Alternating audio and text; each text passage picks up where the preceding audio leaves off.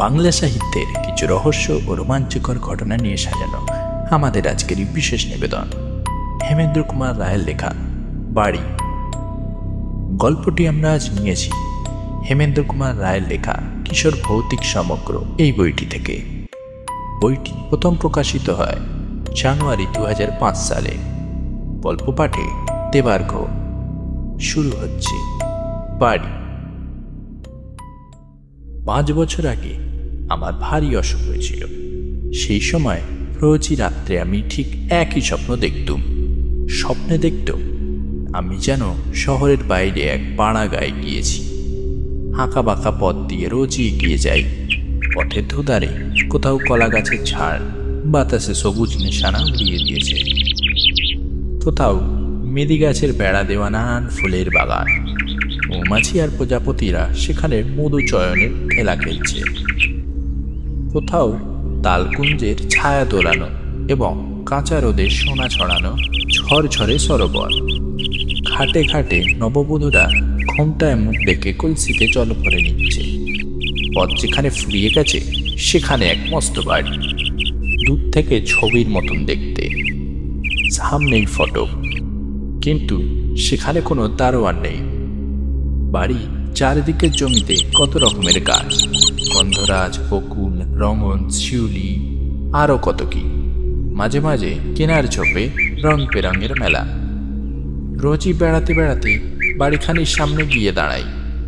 অপলক চোখে তার পানে তাকিয়ে থাকি।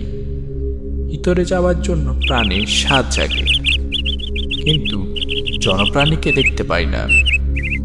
ফটকের কাছ থেকে চেঁচিয়ে ডাকাডাকি করলেও কেউ সাড়া দেয় না। পরের বাড়ি না জানিয়ে ভিতরে ঢুকতেও ভরসা হয় না। ফিরে আসি। রাতের পর রাত যায়, আমি খালি ওই একই স্বপ্ন দেখি। বারবার অনেকবার ওই একই স্বপ্ন দেখে দেখে আমার মনে দৃঢ় ধারণা হলো যে অজ্ঞাত শৈশবে নিশ্চয়ই কারোর সঙ্গে ওই বাড়িতে গিয়েছিল। আমার অসুখ সেরে গেল, কিন্তু তবু সেই স্বপ্নে দেখা বাড়িকে ভুলতে পারলাম না।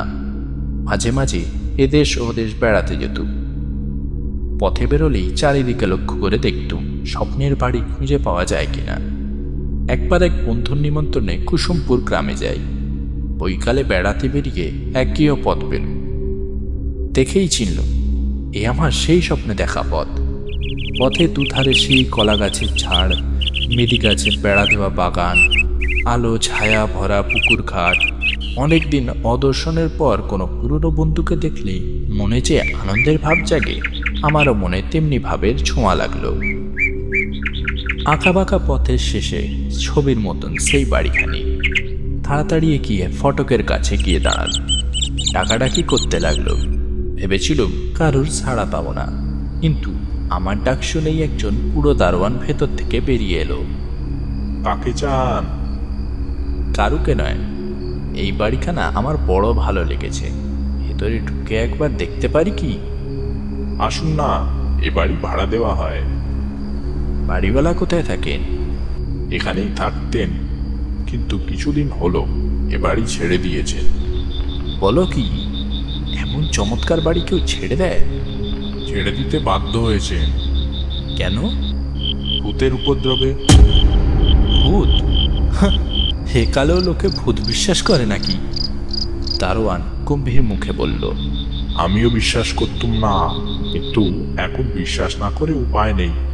যে ভূতটার ভয়ে আমার মনিব এই বাড়ি ছেড়েছেন, রাত্রে আমিও তাকে সচক্ষে একবার দেখেছি। তার মুখ আমি ভুলিনি। অবহেলার হাসি হেসে আমি বললাম, দাহা গোজাখুরি গল্প। দারোয়ান বিরক্তভাবে আমার মুখের দিকে তাকালে, বললে, গোজাখুরি গল্প? অন্তত আপনার মুখে এ কথা শোভা পায় না। অনেকবার যে ভূতকে আমি দেখেছি, যার মুখ আমি এ জীবনে ভুলব না, সে হচ্ছেন আপনি নিজে। আমি আপনাকেই দেখেছি। শুনছেন হেমেন্দ্র কুমার রায়ের লেখা বাড়ি। গল্পটি নেওয়া হেমেন্দ্র কুমার রায়ের লেখা কিশোর ভৌতিক সমগ্র বইটি থেকে। গল্প পাঠে দেবার্ঘ। কদিন পর আমরা আবার নিয়ে হাজির হব অন্য একটি রহস্য ও রোমাঞ্চকর ঘটনা নিয়ে। ততদিন শুনতে থাকুন হরর বেঙ্গল স্টোরিজ।